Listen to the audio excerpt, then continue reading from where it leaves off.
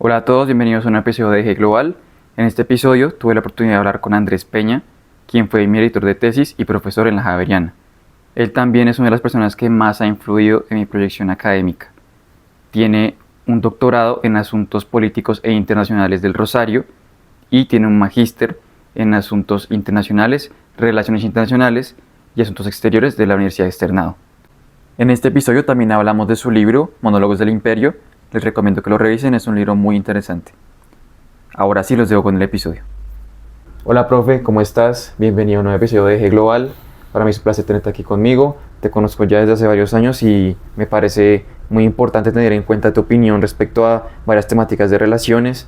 Y bueno, bienvenido. No, gracias Luis, gracias por invitarme y primero te quiero felicitar por el proyecto, de verdad. Es muy chévere que tengas la iniciativa de hacer estas cosas, de acercarle a la gente las relaciones internacionales, que no se vean como una cosa por allá todo lejos, sino más bien algo que se pueda palpar en el día a día quizás. Entonces, primero que todo, felicitaciones y segundo, gracias por invitarme a este espacio.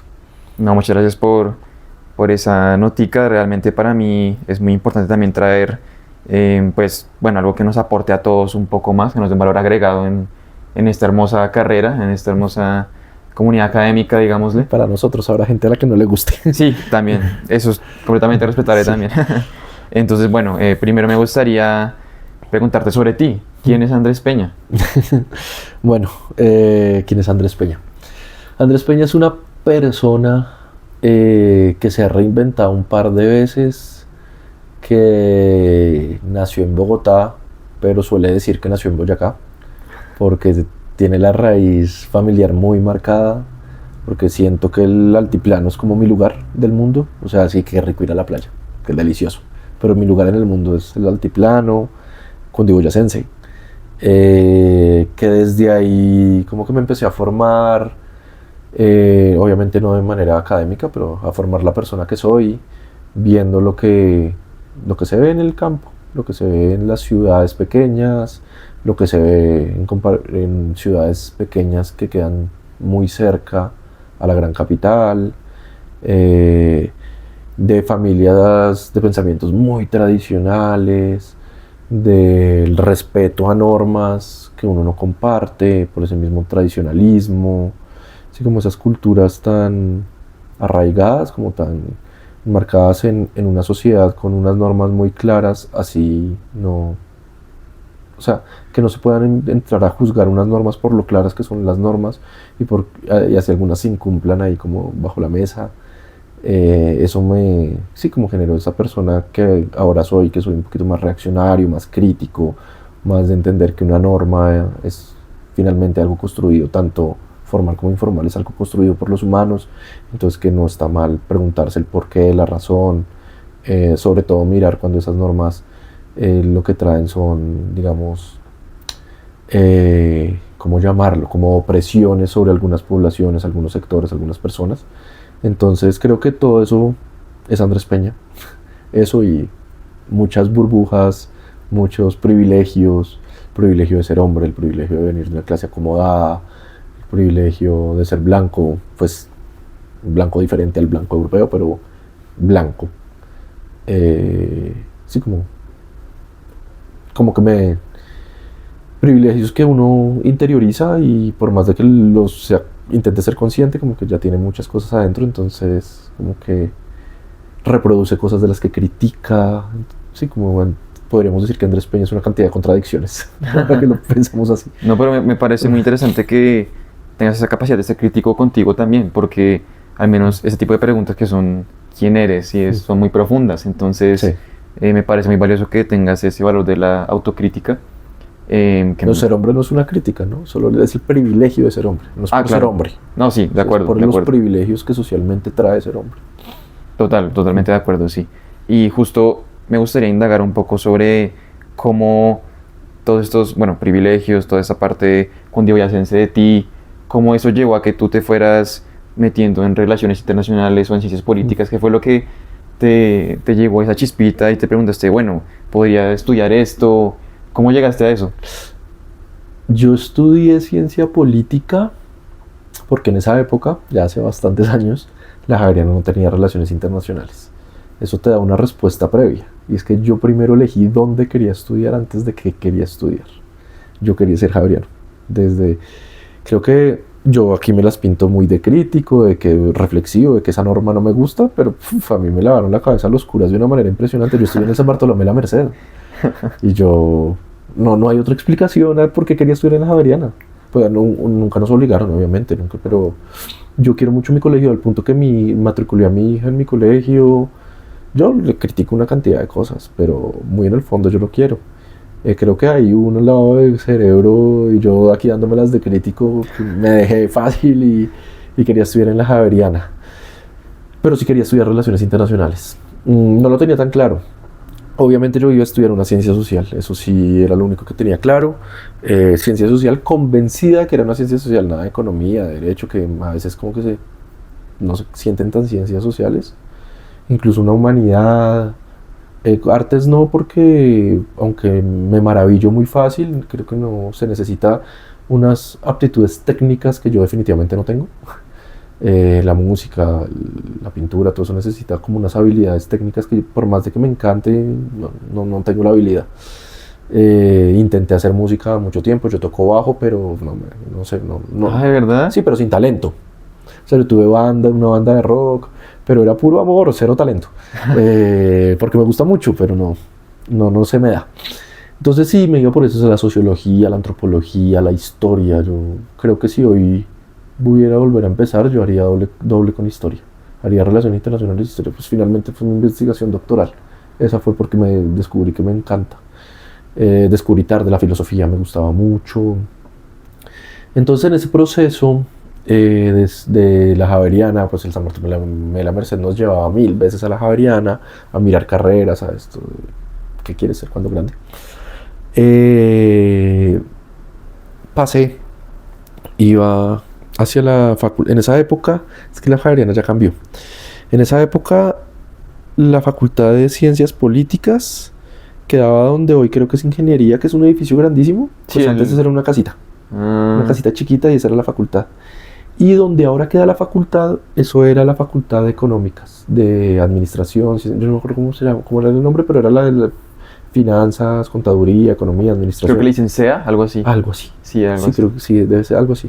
Y yo iba para allá, como a mirar Administración, a mirar Economía, y entonces pasé por la casita. O sea, no te imagines el edificio que hoy en día, era una casita chiquitica, eran 2 pisos, con unos salones horribles, unas oficinas medio, y abajo quedaba diseño. Entonces yo estaba por ahí acompañando a mis amigos de diseño, pues mis amigos que querían estudiar diseño, arquitectura, y una vez salimos de que ellos pidieran los panfletos, de que ellos hablaran por allá, les dije que me acompañaran como economía, administración, ya habíamos ido a antropología, sociología, y pasando vi la facultad. Entonces yo me quedé ahí y me encantó, me gustó. Pues no era relaciones internacionales, que era lo que yo quería. Creo que lo que pensaba de relaciones internacionales es algo totalmente diferente a lo que concibo hoy por relaciones internacionales. Pero me pareció muy afín. Además, tenían el énfasis de relaciones internacionales. Y yo vi que podía ir a explotar tanto el tema de filosofía que tanto me gustaba y finalmente hacer el énfasis en relaciones. En mi cabeza, en ese momento, eran 2 cosas muy diferentes. Eran casi que extremos diferentes. Ya hoy en día me doy cuenta que quizás no lo era, o por lo menos como lo coincido hoy, ya no son tan diferentes. Entonces, ahí resulté estudiando ciencia política. Ya hablé tanto que se me olvidó cuál era la pregunta. No, igual nunca te había preguntado, pues de lo que te conozco, nunca te había preguntado cómo habías llegado a la facultad y tampoco sabía cómo era la facultad ni nada por el estilo. Esa era la facultad. Pero hay profesores que todavía están. De ciencia política está... cuando se dé cuenta que se me olvidó el nombre me va a matar. El paisa que es un bacán. Juan Carlos Restrepo. sí. Sí, él fue profesor mío. Patricia allí. Y pues Eduardo Velosa fue mi director de tesis de pregrado, que todavía está. Era mayor que yo, pero yo era como 4 o 5 semestres, pero yo lo vi de estudiante estoy mal con los nombres hoy. Velosa fue mi profe, a Diego Vera. Ah, era, sí, claro. Sí. Y Adriana también era, Adriana Cerrato, también estudiaba. Me suena, ahí. pero no me pues acuerdo ella es bien. como la coordinadora administrativa de la facultad ahorita. Ah, ok. Y pues Eduardo Pastrana, Claro. Eduardo Pastrana fue profe mío. Sí, no, todavía. Lipes estudiaba cuando yo estudié, que es ahora el decano. No tengo Sí, pues ni idea él tampoco. era mayor también. Creo que más que Vera. Él ya se estaba graduando cuando yo empecé. Pero sí tienes como este panorama de los que estaban ahí y que ahora siguen, ¿cierto? Ujú, claro, claro. Que igual eso me parece impresionante porque uno no sabe cómo se construyó la facultad ni cómo, pues sí, pasó de que la facultad era pequeña, ¿no? Que Claro. empezó, ¿cierto? La carrera, que estaba empezando la carrera. No, yo no soy tan viejo. No, la carrera, los primeros. Pero pues, espera, paréntesis, ¿cuánto tiene la carrera? ¿Cómo Esa que? es una buena pregunta. ¿Es ¿20? del 90 y algo debe ser? No sé. No eso- tengo ni idea de cuándo es la carrera. Pero lo que te iba a decir era que cuando los primeros graduados Sí. fueron profes míos. O sea, yo no soy tan viejo ok. tampoco. Pero sí fui parte, sí estuve ahí 5 añitos. Pues yo tenía entendido que la carrera, bueno, ahorita creo que están cumpliendo 30 años. Sí, Creo, no sé si leí mal el correo. puede ser, me hace sentido porque 30 años serían del 96. Ah, entonces sí, ya me hacen... Sí, sí, Bueno, sí, por sí. eso no estudié nada relacionado con matemáticas. Y era profesor de cátedra, pero esto va a sonar muy lambón porque ahora es mi jefe. Pero es mi jefe precisamente porque lo conocí, fue mi profe de introducción a la ciencia política. Lo conocí ahí, fue profesor mío en la Javeriana y ahora es el decano de la Facultad de Ciencias Jurídicas y Políticas del Bosque. Y yo trabajo ahí en las carreras de Relaciones Internacionales y de Ciencia Política. Es Carlos Escobar. Pues ese man es un maestro. Ese man de verdad me hizo enamorar de la ciencia política de una manera impresionante. Claro, porque me mostró lo que yo quería ver. El man de Aristóteles a Foucault y biopolítica con toda. En introducción. Puro Foucault. De Aristóteles a Foucault, o sea, la transición de de esta discusión de la biopolítica. Claro, pues, yo quería estudiar filosofía y eso fue para mí, Te fascinó. me pegó una enamorada brava de la carrera. A eso es lo que quería llegar, a cómo te enamoraste de la carrera. Bueno, ahora Yo creo que Carlos Escobar tiene mucho que ver, no puedo decir que fue solo él, pero yo no me enamoré de la carrera, Luis. ¿No? Yo me la paso negando que soy politólogo. Yo me enamoré de las relaciones internacionales. Yo me presento como internacionalista, pero yo soy politólogo. Pero pues creo que tiene que ver con toda esta historia. Yo empecé buscando relaciones y llegué a ciencia política porque había un énfasis en relaciones y porque me permitía ver otras áreas que no quería dejar en el olvido, la filosofía y todo eso. Pero sí, ciencia política más bien poco. Entiendo, sí, pero entonces te presentas como internacionalista. Sí, ¿Te gustan las relaciones miento internacionales? mucho. Yo me presento como boyacense internacionalista y soy un politólogo de Bogotá. ¿Y cómo pasaste de graduarte como politólogo y con este interés en filosofía y relaciones internacionales a ser profesor? Que bueno, yo te conocí como profesor de la materia de teorías y me fascinó, me encantó tu materia y ahí... La materia era de todos, no solo mía. Sí, bueno, me encantó y me parece que eres un profesor que se toma el tiempo de establecer un vínculo real con sus estudiantes, que se toma el tiempo de explicarnos las veces que sea, que es muy paciente. Entonces, la verdad nunca te había preguntado cómo hayas pasado de ese interés a tener estas grandes capacidades para ser un profesor. Yo creo que hay algo de vocación, o sea, ser profesor es de vocación porque plata no va a ser, pero sí es el salario no económico. Ser profe es muy chévere, es muy rico. Como que uno maneja su tiempo, uno puede dedicarse a las cosas que le gustan, investigar las cosas que le gustan y acompañar de eso de dar clase. Lo de que congeniamos, no creas que ha sido así siempre. Yo congenio con algunos grupos más que con otros. Intento hacerlo siempre. Porque esta historia es que hablar esto en un lugar que va a estar en internet, no me siento tan cómodo. Pero bueno, ahí voy. Yo elegí ser profesor porque tuve los peores. Y yo espero que mis profesores de colegio no vean esto. Obviamente no fueron todos, pero sí fueron todos. Unos más que otros, es lo que quiero decir. Unos más siendo personas hermosas, más por lo que significaba ser el rol de profesor. Otros sí, no se puede decir grosería, ¿cierto? Imagínate. Sí, pues. No, pero no lo voy a decir, imagínense la grosería. Eso de torturar niños siempre me pareció muy curioso. Y que el colegio tortura niños. Yo nunca vi, no, o sea, uno que lo normaliza. Sí. Pero yo hoy que lo veo con mi hija y yo cuando me lo replanteaba, tener que pedir permiso para ir al baño, no sé, nunca he estado en una cárcel. me imagino que es algo que no pasa ni en las cárceles. Eso, no sé, de manera directa o de manera indirecta el colegio premia el silencio. Premia a la persona callada, castiga a la persona habladora. Y hoy en día le estamos pidiendo a la sociedad, hable. A una mujer que le pasa algo, hable. Diga algo. Así como no se quede callada. Ante una injusticia no se queden callados. Claro, pedirlo es muy fácil, pero cuando tienes un proceso de formación de cuánto dura el colegio, 13 años, hoy más porque hoy ya toca meterle prejardín y te están invitando, te están educando, te están amaestrando a que te quedes callado frente, a que tienes que guardar silencio, que el silencio es un valor. Eso por ponerte solo el ejemplo es. Entonces los colegios me parecen un lugar duro, difícil, y profesores terribles, profesores que no sé de dónde sacan, que tienen un poder, sí, como que tienen dueños de la verdad, más o menos. Sí. Porque se leyeron un libro y el libro dice eso. Las cosas no funcionan así. Para eso me leo el libro yo. Y ya. Tal cual. Sí, pues usted tiene mejor capacidad interpretativa. No creo.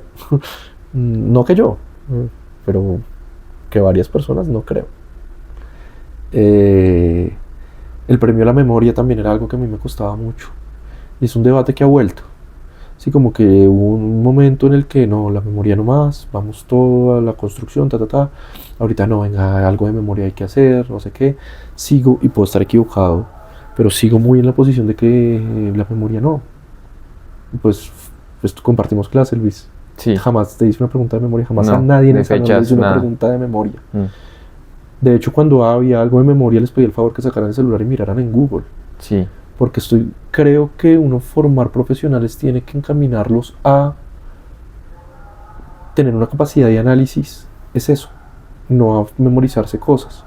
Para memorizarse cosas en esa época estaba Google, ahora está ChatGPT.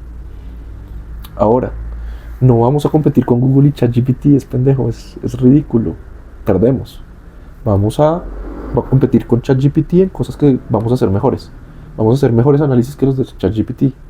Vamos a tener en cuenta muchas más variables, vamos a conocer cosas que ChatGPT puede que conozca pero que no logra integrar muy bien. Creo que eso es lo que formar un profesional. Entonces hago parte de esa lógica de memoria, ¿no? Pues en el colegio era todo memoria, por lo menos en el mío. Entonces uno era buen estudiante, sí. No pedía permiso para ir al baño. Era callado. Ojalá tímido, además. Salvo cuando le preguntara al profesor si tenía que ser. Con buena memoria. Y eso no estoy diciendo que eso sea una mala persona, pero eso es solo una de las múltiples formas de ser persona. Tratar de forzar a todos a que seamos así me parece muy castrante, me parece muy limitante. Y después decimos, no, hay que ser creativos. Coherencia, por favor. Sí, entonces todo eso yo dije, no, la educación no puede ser esto. No puede ser esto. Y ya después vi profesores que me provocaron de muchas cosas. Si puedo hablar con nombre propio, pues Eduardo Pastrana en el 2006, yo estaba en segundo semestre. El primer semestre del 2006 yo estaba haciendo segundo. Y se acababa el semestre y yo ya había visto clase con él. Y un día lo vi disfrazado de Alemania. Camiseta de la selección alemana, no sé qué. Fui a la oficina del Marco. Congeniamos con él mucho porque somos hinchas del mismo equipo de fútbol. Y él tuvo un rol directivo y yo, como soy tan enfermo por el fútbol, lo reconocí. Yo dije, usted fue... No me acuerdo qué rol tenía, creo que alcanzó a ser presidente de la América de Cali cuando ganamos los 3 títulos. Entonces yo lo reconocí. Yo le dije, yo le hablé de eso y pues claro, el man quedó encantado de que yo supiera, claro, sí, de la historia, porque pues además él venía de limpiar a la América del narcotráfico. O sea, el rolcito que tenía, muy grosso, suena, pues no fue solo él, tampoco vamos aquí a endiosar a Pastrana, pero sí, o sea, no sé si conozca la historia del narcotráfico de la América, eso es horrorosa. Entonces, claro, en parte de la sanidad fue poner gente pulcra ahí. Y para que uno lo pongan así es porque el apellido de uno es bien pulcro. Bien pulcro. Entonces, yo admiraba mucho eso de él. Deportivamente nos dio 3 títulos seguidos. Yo pues, lo quería mucho. Entonces, yo cuando llegué a hablarle de eso, el man se encantó. Entonces, yo lo visitaba mucho en la oficina. Una vez me regaló una chaqueta de la América. Qué buen regalo. No, yo embobado, además. No, y tenemos una amistad muy linda. Pero bueno. Fui a la oficina y todo eso decorado de Alemania y no sé qué. Y yo dije, bueno, profe, pues si es el mundial, era el mundial del 2006 en Alemania. Ah, claro, sí. Yo sí es el mundial, pero bájale. Y yo, no, es que me voy yo para Alemania. Entonces, claro, yo hice clic. Yo, como soy tan futbolero, dije, yo necesito un trabajo donde tenga vacaciones en junio. Ahora, como profe, entiendo que no son vacaciones. Ahora entiendo que es otra cosa que es aún mejor, y es que yo manejo mi tiempo. Salvo por las clases, yo no tengo horario. Tengo que hacer unas cosas y las hago. Veré si es un sábado a las medianoche o el lunes en la oficina a las 7 de la mañana. Yo manejo mi tiempo, yo hago cosas, y eso, creo que hacia allá va la industria, todo el mercado, todos los trabajos, todo. Pero habrán sectores de esa industria donde llegar allá se demore más. En la universidad es mucho más fácil lograr eso, salvo por las clases y las reuniones. Yo manejo mi horario y eso es impagable. Tienes Entonces, el control de tu tiempo. sí, eso es muy valioso. Eso es muy valioso, sobre todo, pues tengo una hija, sí, tengo mis cosas, entonces puedo manejar eso a mí como mejor me venga. Entonces todo eso es muy, muy valioso. Pero sí, la carrera de ser profesor fue porque tuve los peores. Muy interesante. De hecho, ahí en la parte que mencionaste sobre el colegio, me recordaste cuando me leí, gracias a mi profesora de filosofía de 11, Vigilar y Castigar, Sí, va muy por ahí. del susodicho. Sí, va muy por ahí. Y no, a mí ese libro me fascinó, me encantó tanto que empecé a cuestionarme muchísimas cosas del colegio en el que estaba, que igual pues lo quiero mucho y etcétera, pero cuestionarse ese tipo de cosas es el punto de partida para ser consciente de tu realidad, ¿cierto? Entonces, pues valoro mucho que tengas eso en cuenta, que traigas a colación ese tipo de temas porque no son muy comunes, ¿no? Que los hablemos y que cuestionemos cómo se maneja la educación. Sí, ahora el pobre colegio tiene un papá recansón porque metí a mi hija ahí, pero ya con voz de papá. Claro, tienes Sí, voto. claro, Tienes... no, sí, ¿no? Entonces mi hija, yo, desde prejardín, como nada de pedir permiso de ir al baño.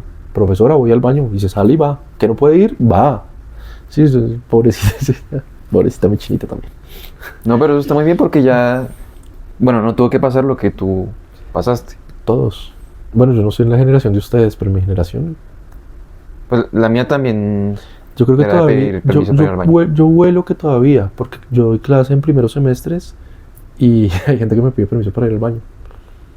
Me ofende. Claro, sí.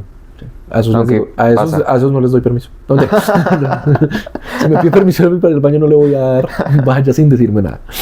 Sí, es que pasa porque pues, uno está acostumbrado, que no deberíamos estar acostumbrados, ¿no? Pero lo que hablábamos, sí, pasa. Sí. Y bueno, quería tocar un tema un poco más hacia lo académico sobre tu libro, Monólogos del Imperio.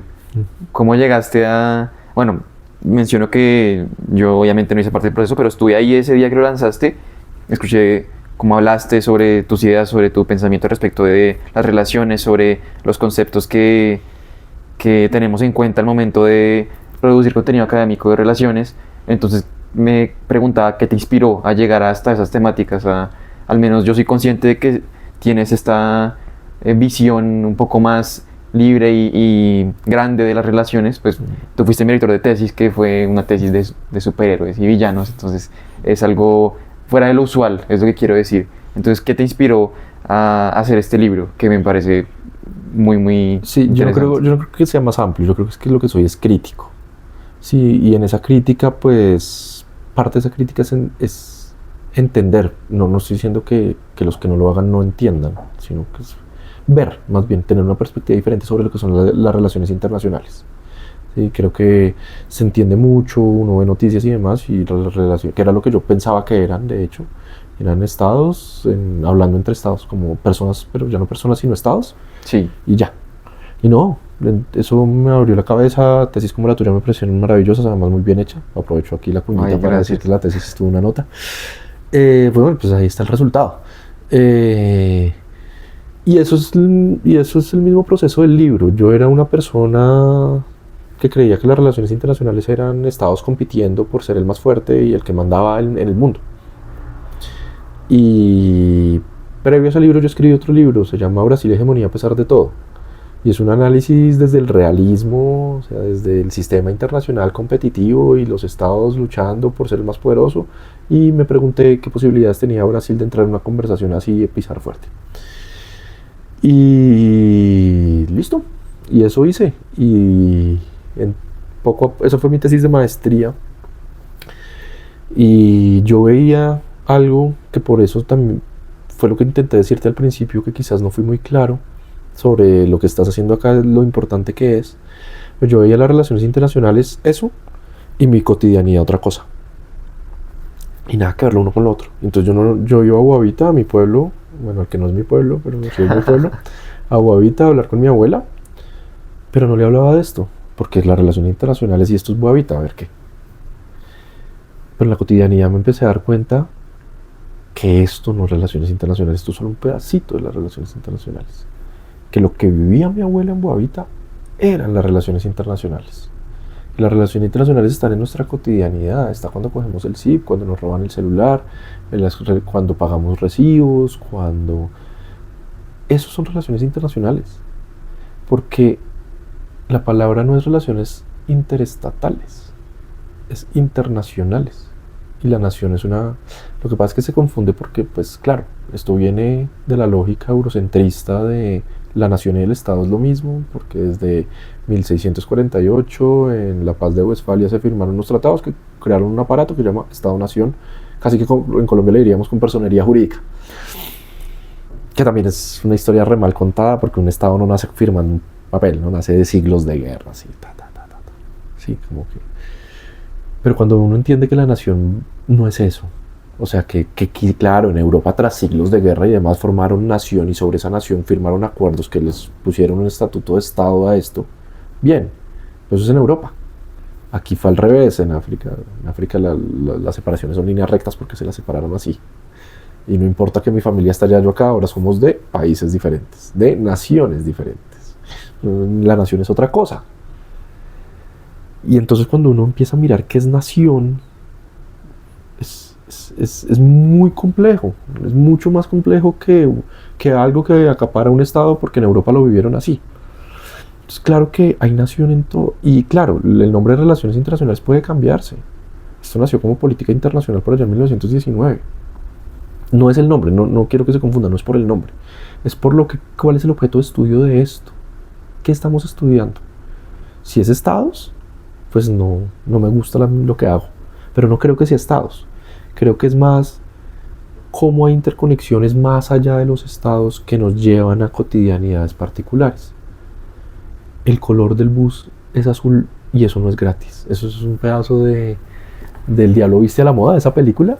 Cuando la está criticando a la secretaria que contrata que porque cree que la moda no le importa y tiene un buzo azul, y la vieja le explica que el buzo azul que tiene ella tiene todo que ver con la moda, que porque en la colección de no sé cuándo el azul estaba como en boom, y no sé si te acuerdas de ese pedazo. Sí, va muy por ahí. Las relaciones internacionales, así no nos demos cuenta, están acá, están aquí en este podcast, están en este cuadro, esos son los que yo quiero estudiar, eso es lo que a mí me mueve. Eso es relaciones internacionales. Cuando me di cuenta de eso, pues mi libro anterior no valía un peso. Obvio. No quiero desacreditar los que hacen relaciones internacionales así, no valía un peso para mí. Claro, eso es válido. No, mi libro no. Pero esos temas serán muy válido, muy interesante para otras personas. Me di cuenta que para mí no. Eso también, y creo que mi mamá, si toca hablar de academia, es mi mamá, que es Arlene Tigner. Claro, ella me escuchaba, yo todo realista, pues, pero no sé qué me vio. Yo creo que ella se dio cuenta que yo era un realista porque todavía no sabía bien de qué estaba, porque no me había adentrado bien en esto. Creo que vio eso en mí, que quiero creer eso, porque la verdad nunca me soltó. Y ya cuando yo empecé a darme cuenta de esas cosas, a tener estas discusiones, ahí Arlene se abrió conmigo y me empezó a mostrar otras cosas, me acercó a estas vainas más críticas, y claro, conecté mucho con lo que no me gustaba del colegio, conecté mucho con quién era yo. Y eso es como uno de los ojos del imperio, es contar esta disciplina desde hitos, es la palabra que yo uso en el libro, desde hitos que la misma disciplina suele silenciar, que paradójicamente son del sur global. Pues es obvio, es una disciplina súper eurocéntrica, súper norte global. Son los hechos del norte global los que la han configurado como lo cuentan. La Primera Guerra Mundial supuestamente nace en Gales, Segunda Guerra Mundial, Guerra Fría, O sea, fin de la Guerra Fría, Torres Gemelas, todo pasó en el norte global. Se llama relaciones internacionales. Hace falta medio mundo, más de medio mundo. Entonces, eso fue lo que intenté hacer en Monólogos del Imperio. Como traer un poco lo que pasa en el sur global a dar luz, a que vea que esto también es relaciones internacionales. No, y la palabra clave me parece cotidianidad. La cotidianidad que hace parte de las relaciones internacionales. De hecho, cuando yo hice mi tesis me pregunté eso. ¿Cómo tomo algo que me gusta, que es leer un cómic o ver una película de superhéroes? ¿Cómo traduzco eso a las relaciones internacionales? Si no encontraba, nunca me lo había imaginado. Entonces, también pues cuando empezamos a desarrollar el proyecto, no sabía ni explicarlo porque nunca realmente había pensado en cómo un tema tan alejado podría llegar a tener un contenido académico, ¿sí? Entonces eso me lleva a pensar que en efecto sí estamos muy sesgados, podríamos decirlo, por lo que consideramos que son relaciones internacionales. Por lo que en el día a día nos cuenta que es relaciones internacionales. Exactamente, sí. Pero entonces eso, no sé, yo lo veo como algo muy malo, ¿no? Porque seguimos pensando... Son formas diferentes, no es que sea malo o bueno. Esa forma es muy legítima, ha funcionado, no sé si bien mal, pero ha funcionado. Esa es otra manera de verlas, y ninguna está bien o mal, solo son maneras diferentes de hacerlo, de aproximarnos, de entender de qué es relaciones internacionales. Son maneras diferentes de entender qué es relaciones internacionales, es solo eso, no es que uno esté bien y otro esté mal. Ok, bueno, esa aclaración es importante, porque tendemos a eso, ¿no? A clasificar, esto está bien, esto está mal, tú lo ves mal, yo lo veo bien, y bueno, realmente solo son puntos de vista, que me imagino que eso también hace parte de Monólogos del Imperio, de entender esas perspectivas y entender que la nuestra es relaciones internacionales, es válida, es real, ¿sí? Sí, de hecho lo que critica el libro no es la otra manera de entenderlo, sino pretender que sea la única manera válida de entenderlo. Por eso se llama monólogos. Okay. Si no puede ser un monólogo. Tiene que, muy bien, es una manera muy válida de entenderlo, pero tienes que entender que hay otras maneras de entenderlo. Entonces pretender que ahora esta está bien y esta está mal es reproducir el problema con otra cara. Sí, si yo digo se hace así y no así, entraría en el mismo problema pero al revés. No, lo que hay que hacer es entenderlo, que pueden haber muchas perspectivas. Que si lo quieres estudiar así es válido. Pues es tan válido que llevamos estudiándolo así desde 1919, desde hace mucho antes, pero bueno, esa es la historia tradicional. Sí. Desde mucho antes, pero bueno. Pero también hay otras formas de entenderlo, y otras formas de estudiarlo, y otras formas de comprender lo internacional. Hay un texto en un libro que editó Arlene Tigner, un libro que a mí me encanta, y el texto es sobre qué es lo internacional, que escribe Amy Niang. Y ella empieza a hablar de lo internacional desde la colonización de Francia en África. Vaya a África y pregunte qué es lo internacional. Claro, lo internacional allá no es la relación entre estados, sino los pasados coloniales, los vínculos coloniales, incluso ya después de ser colonias. Porque después de ser colonias siguen hablando en francés, manejando el franco, teniendo unos sistemas de ayuda de Francia hacia esas colonias, pero que es puro control. Lo internacional ahí es otra cosa totalmente diferente. No mejor, no peor, es otra manera de entender lo internacional con unas denuncias particulares. Son formas. Pues obviamente yo carezco todavía de mucho conocimiento. No, pero no es eso, es que volvemos, es maneras diferentes de verlo. Sí. Claro, yo también carezco un poco de conocimiento de eso que yo era antes. Ahora no sé en qué vaya esa discusión, no sé, no me interesa. Sí, no, uno se especializa en algo y empieza a saber mucho sobre ese algo y ya. No se trata de que uno no carezca, no creo. Pero ¿no crees que igual de ahí partimos? De que yo digo, bueno, me interesa tal sector, tal parte de las relaciones internacionales, pero no sé, a mí a veces me pasa que yo quiero saber todo, quiero entenderlo todo. No. Y esa, no sé si es Vas a morir muy triste, por querer que, no sé, las relaciones me parecen increíbles, sí. Y me gustaría entender un poco de todas las relaciones, pero no. Pienso que no hay forma. Nadie. No hay forma. Sí, obviamente no digo que yo quiera saberlo todo, obviamente no. No se puede, va a ser así. No hay forma. Pero, exacto, sí, pero me refiero.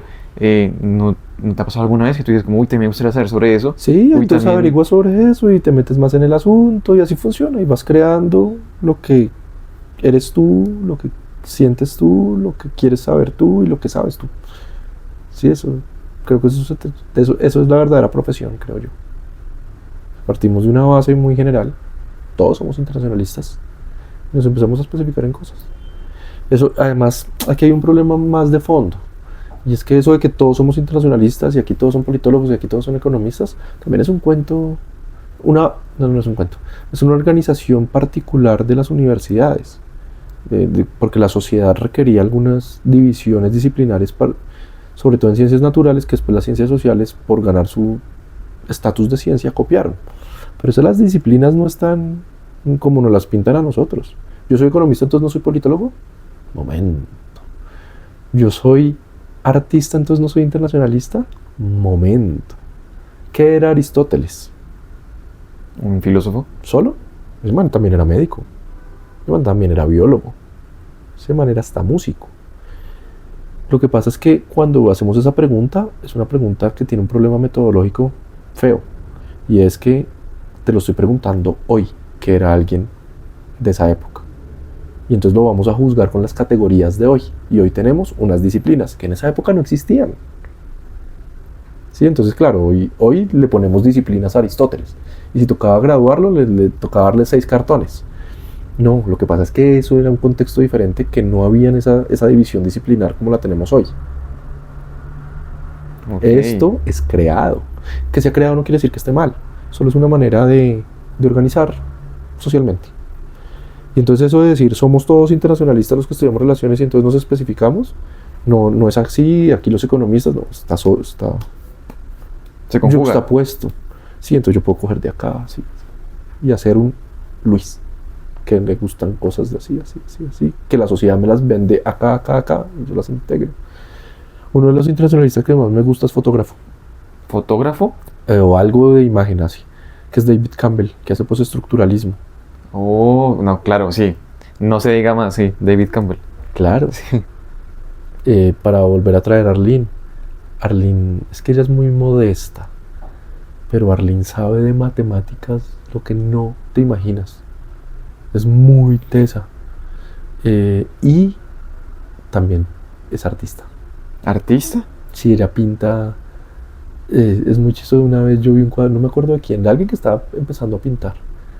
Y yo dije, bueno, pero va muy bien. Y Arlene me empezó a explicar. A mí me parecía bonito el cuadro y ya.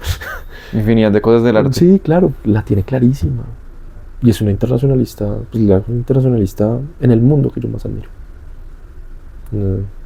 No, esto está yuxtapuesto, sí. ¿Y no crees que este discurso, bueno, al menos yo no lo había leído en relaciones internacionales? Entonces, ¿qué procede? ¿Qué sigue? Porque si ya estamos haciéndonos estas preguntas, si ya estamos cuestionándonos, bueno, la naturaleza de la cotidianidad de las relaciones internacionales, de lo que consideramos como relaciones internacionales, ¿qué procede? ¿Vamos a seguir haciendo las mismas preguntas? ¿Cómo conjugamos esto? ¿Cómo llevamos esto al siguiente nivel? Depende cuál es tu siguiente nivel. Te voy a responder por mí. Hay cosas que me llaman poderosamente la atención y son las cosas que trabajo. A mí me llama poderosamente la atención la marginalización de seres humanos. Y eso me ha llevado a trabajar el poscolonialismo, a que hayan como unos humanos con voz y unos humanos sin voz. Entonces yo lo que trato es vincular las relaciones internacionales a eso. Y eso me ha llevado a que quizás no son solo los humanos. O quizás hay humanos que entienden que el árbol también tiene voz. Y es entender la ecología de una manera totalmente diferente. No protejamos el árbol porque es que el árbol es necesario para que tú y yo vivamos. Es protejamos el árbol, pues protejamos el árbol. No por ti, por mí. No seamos tan antropocéntricos. ¿Cuál sería el segundo nivel ahí? Desde Andrés Peña, el siguiente nivel sería, vamos a hablar de esto, vamos a ser profesor, vamos a escribir sobre esto, vamos a publicar un libro sobre esto, que es mi tesis de doctorado, vamos a dar las clases y traigamos esto en las clases, vamos a hablar con la gente que va a ser los internacionalistas del mañana. Así lo hago yo. Y con los internacionalistas de hoy voy a publicar lo que pueda publicar, eso. Pero creo que eso es muy personal. Creo que eso es más lo que uno... Porque igual no todos vamos a tener las mismas críticas, o sea, no todos nos va a llamar la atención o nos va a despertar la vena crítica, para los que hacemos crítica, las mismas cosas. Una feminista y alguien como yo, que está muy preocupado por lo poscolonial, podemos estar de acuerdo en todo, en todo. Yo escucho algunas feministas, sobre las liberales no tanto, pero no estoy diciendo que las feministas liberales estén equivocadas, estoy diciendo que a mí no estoy tan de acuerdo con algunas de sus denuncias y en la manera de proceder ante algunas de sus denuncias. Pero hay feministas en las que yo concuerdo con todo, absolutamente con todo. Y hablando con esas feministas me doy cuenta que ellas lo dicen, hay algunos estudiosos postcoloniales con los que concuerdo con todo. ¿Cuál es la diferencia acá? Que claro, que su denuncia es sobre un tema particular y mi denuncia sobre otro tema particular. Pero en la base estamos en total de acuerdo. Entonces creo que se trata más de eso. ¿Qué te mueve a ti el corazón? ¿Qué quieres? Y eso te va a llevar también a responderte cómo hacerlo. No de manera directa. Una vez que sepas qué quieres, pues el siguiente paso sería preguntarte cómo. Yo cómo lo hice, pues ahí está otra para conectar con tu primera pregunta. También por eso soy profesor.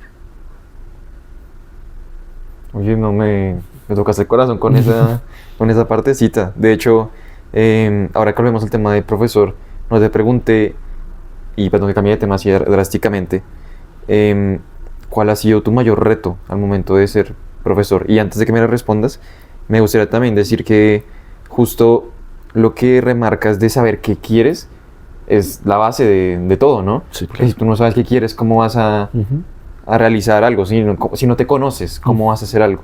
Que ese es el punto que de hecho yo hablaba con Lorena Redondo, la líder de empleabilidad de la Javeriana, y es que ¿cómo queremos entrar en un sector de empleabilidad si no nos conocemos, si no nos preguntamos qué nos gusta, qué en realidad nos mueve, sí, que nos apasiona? Entonces me parece muy importante recalcar eso, que y nos tomemos el eso tiempo que estás diciendo, no sé, pues me imagino que la conversación fue muy interesante, no la conozco todavía.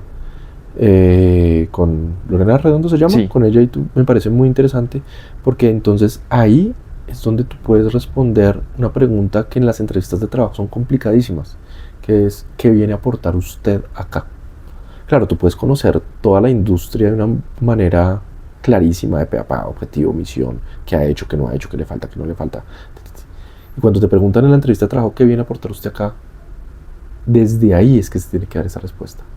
Desde quién eres tú, qué gustos tienes, por qué trabajando aquí puedes crecer hacia la persona que quieres crecer, qué quieres llegar a ser, qué quieres ir formando, qué quieres... Eso. Entonces creo que ese ejercicio es bien importante.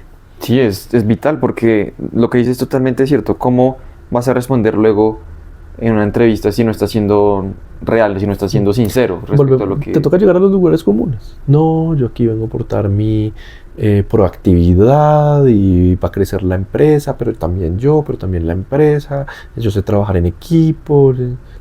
Sí, y mira que común. hay un problema, y es que, al menos en mi punto de vista, o lo que he visto, también me ha llegado a pasar, es que mentimos con tal de conseguir un empleo, solo por conseguir un empleo.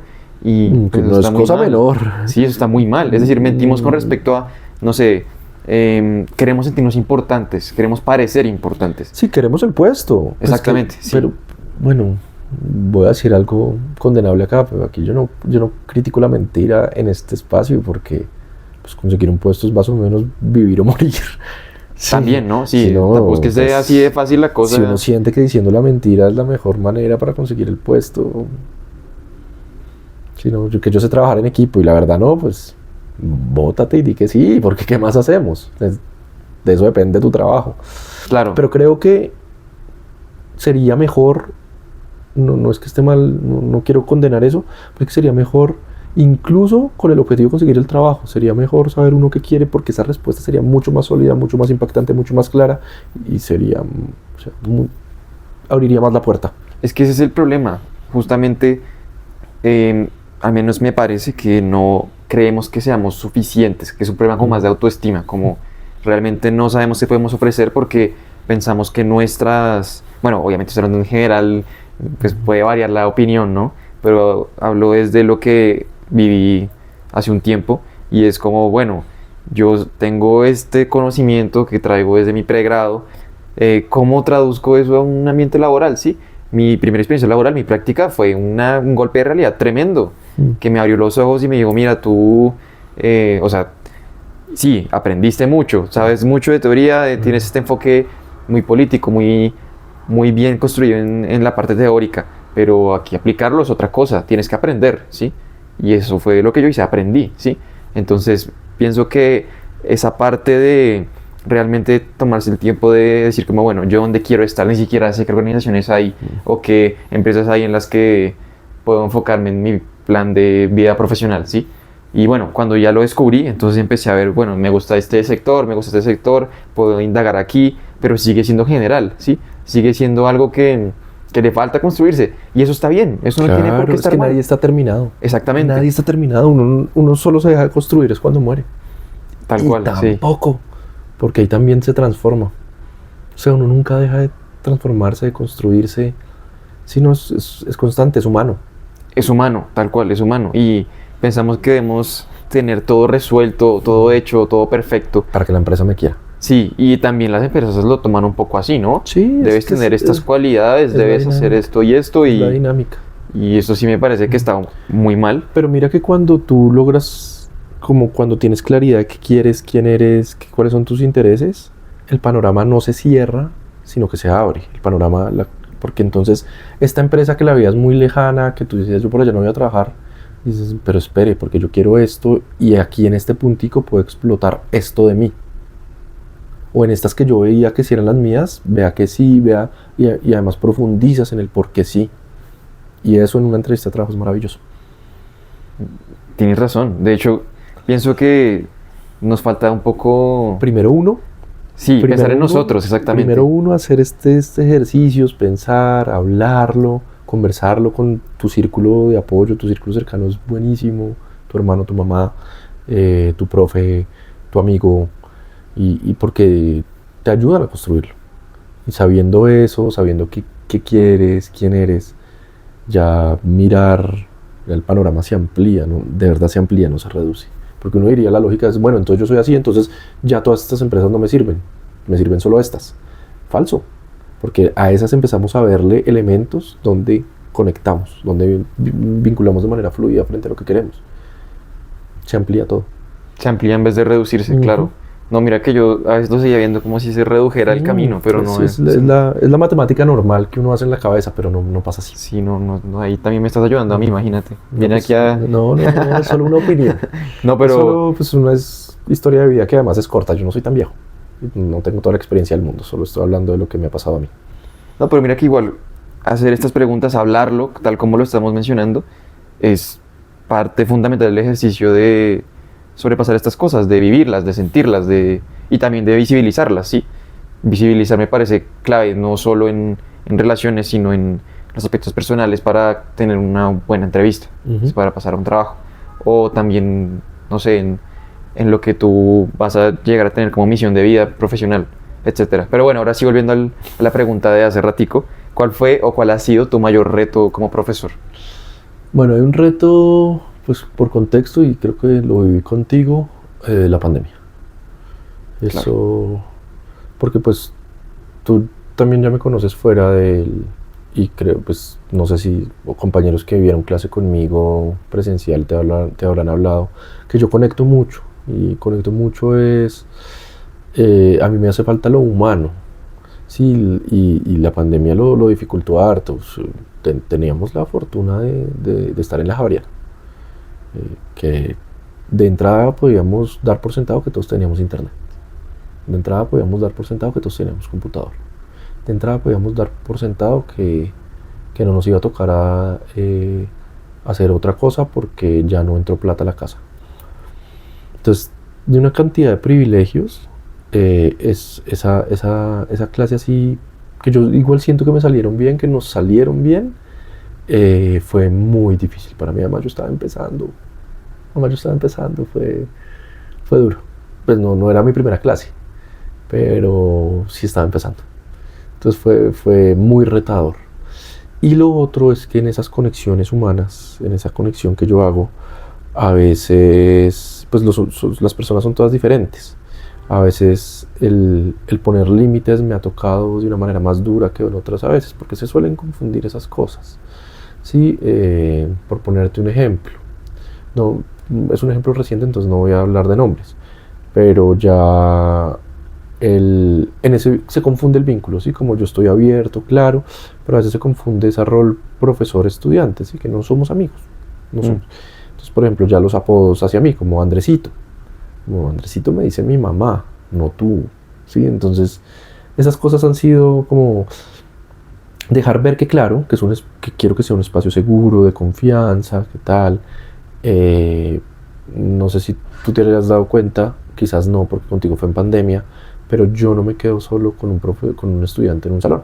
Es regla, como si va a hablar conmigo y estamos solos, le pedimos a alguien que entre, alguno de sus amigos que se quede por allá, o afuera o algo así, siempre la puerta abierta, salvo que sea clase, ahí sí, puerta cerrada, pues 30 en un salón. Sí, y para que haya tranquilidad de todo, para que sepan que es un espacio de confianza, pero a veces eso se malentiende. Y sí, me pasó hace poco lo de Andresito. Venga, Andresito, tal cosa. No, espera, tampoco. Sí, entonces eso ha sido difícil. Manejar los límites. Sí, sí, sí. Mira que no lo había pensado, pues desde el punto de vista de tú como profesor, porque efectivamente tú intentas crear este espacio seguro, como lo llamas, que para mí fue ideal, ¿no? Para aprender mejor, que esa es la idea, que sea un espacio seguro para aprender y que puedas aplicar ese conocimiento.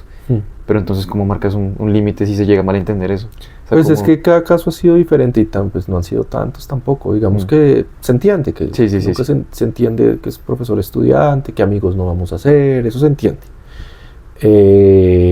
Habrán casos en los que, entendiendo eso, pues hayan actitudes o elementos que a mí no me hagan sentir cómodo. Y como es un espacio seguro, pues yo también los puedo decir. Estoy pensando en el apodo, pues en el Andresito, que me dijeron, es que la verdad lo traigo porque fue muy reciente. No, que Andresito, tal cosa. Yo no, mira, hablarlo Andresito, me dice mi mamá, aquí seguimos siendo profesor y estudiante, profe, Andrés, bienvenido. Andresito no. Sí, hablarlo, es espacio seguro para todos. Por ejemplo, no sé si tú te has dado cuenta, es que contigo fue virtual, pero yo me saludo con todos los estudiantes de puño. Una herramienta maravillosa. Claro, un cucho de 40 años saludando a la gente de puño se ve ridículo. Pero me evita el abrazo, porque de verdad hay momentos, yo creo que tú lo viste, hay momentos donde conectamos tanto que alguien empieza a llorar, y no es que yo sea en clase, como... Quieren traer cosas personales a la luz. Y no solo personales, como leyendo esto me acordó de mi perro que se murió y dan ganas de dar un abrazo, pero pues no se puede, no está bien. Claro. Y así saludamos a todo el mundo. Y la emoción de ver también gente, por ejemplo, tú lo ponías a Vanessa. Yo veo a Vanessa y yo me acuerdo los momentos en los que le daba clase. Yo a Vanessa la quiero mucho, sí, como un abrazo, pero no, puñito, porque siempre es mejor, eso hace parte del espacio seguro. Entiendo. Sí, entonces eso ha sido es retador, pero pues de a poco se empieza a manejar. Yo también estoy aprendiendo, ¿no? Claro, sí, eso es lo que oíamos a veces, que tú eres un profesor, pero también estás aprendiendo, ya estás reinventando, no sé, tu manera de enseñar cosas todo el tiempo, ¿sí? Que, no sé, pienso que nosotros como, al menos en nuestra generación, tendemos a normalizar que ustedes lo saben todo, o que lo tienen todo aprendido, y no es así. Culpa del profesor de colegio. Eso es lo que Probablemente vende un lo profesor sea, de colegio. sí. Eso es lo que vende un profesor de colegio. Tal cual, sí. Y está, bueno, lo que hablábamos, perspectivas, pero bueno, no está bien asumir esas cosas. Y bueno, profe, yo pienso que por ahora tenemos un excelente episodio. Me parece que hay mucho material para una segunda parte, pero por ahora te agradezco infinitamente tu tiempo. A mí me encanta hablar contigo.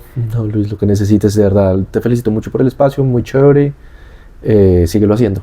Creo que esto que le llegue a las personas que se puedan sentir identificadas con algún invitado que traigas, que le haga algo en el cerebro sobre relaciones internacionales, que le muestre lo que no vi yo, por ejemplo, cuando empecé.